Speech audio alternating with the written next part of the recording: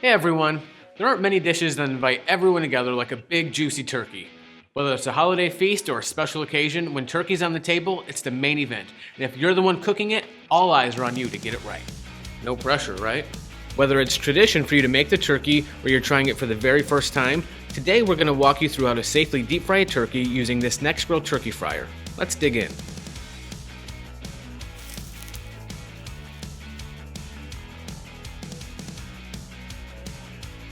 There's a lot of advantages to using a turkey fryer over the oven.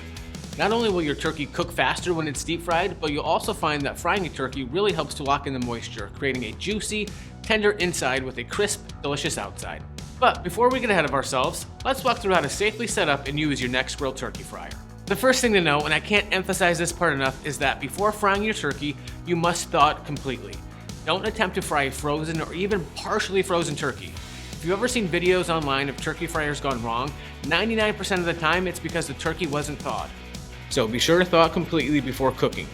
For every 4 to 5 pounds of turkey, the USDA recommends a full 24 hours in the refrigerator to thaw.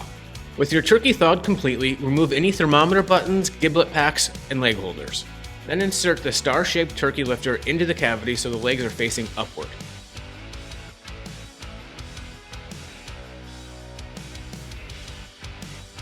Next, we need to figure out the right amount of peanut oil to use to fry your turkey. So, we'll lower the turkey into the empty fryer, then fill the container with just enough water to cover your bird, right about there. Carefully remove the turkey and then either mark the water level or measure the amount of remaining water. This will tell you how much peanut oil you'll need to fry your turkey. Once that's marked, empty the water, dry the container, and dry your turkey. Then fill it with enough peanut oil to cover your turkey entirely. Now we're going to prep your turkey to cook. If there's a marinade you're using, and I highly recommend you do, it's time to eject it into the thicker areas of the meat, like the breast and thighs. Since the wings are smaller, they tend to cook and crisp much faster than the rest of the turkey. That's why some people like to remove the wings and fry them separately, but that's totally up to you. Next, pat down the entire surface until it's completely dry. Apply any seasonings to the skin. And there you have it, your turkey is thawed, patted, prepped, and ready to cook. We'll start by connecting the propane tank, making sure it doesn't sit too close to the turkey fryer.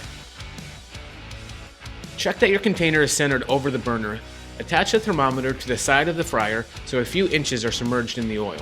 To light the burner, turn the regulator control valve to the off position and turn the timer knob clockwise as far as it will go. Then slowly open the valve on your propane tank to open the gas supply. Light a fireplace match or long-stemmed lighter and place it over the burner. Then press and hold the safety valve button while slowly opening the regulator control valve. This will release the gas and ignite the burner. Once the burner is lit, keep holding down the safety valve for 10 to 15 seconds. If you don't hold it down for 10 to 15 seconds, the flame will extinguish. Allow the oil to heat until the thermometer reaches 325 degrees and never leave the fryer unattended during use. Once the oil reaches 325 degrees, you're at the right temperature to fry. While you're frying, if the oil temperature reaches 400 degrees or if the oil begins to smoke, turn the burner off immediately and allow the oil to cool. For this next part, make sure to wear long, insulated flame retardant gloves. Then, using the lift hook, slowly lower the turkey into the oil container. Unlatch the lift hook and you're good to go. Pretty easy, huh? These are a few things to keep in mind while your turkey is frying. Number 1. Try maintaining the oil temperature at 325 degrees. You may need to adjust the burner while you're cooking to maintain this temperature. Number 2. Never leave your turkey fryer unattended.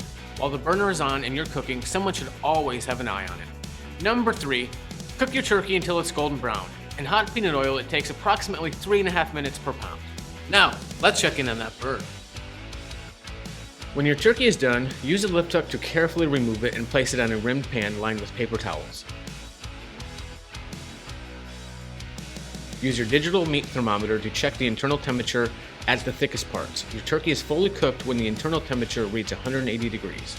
Remove the star-shaped lifter from your turkey and allow it to rest for 15 minutes before carving so that the juices can settle back into the meat. There you have it. I hope this video helps you feel more confident using the Nexgrill Turkey Fryer. Thanks for watching, and for more tips and techniques, visit nexgrill.com or subscribe to our YouTube channel.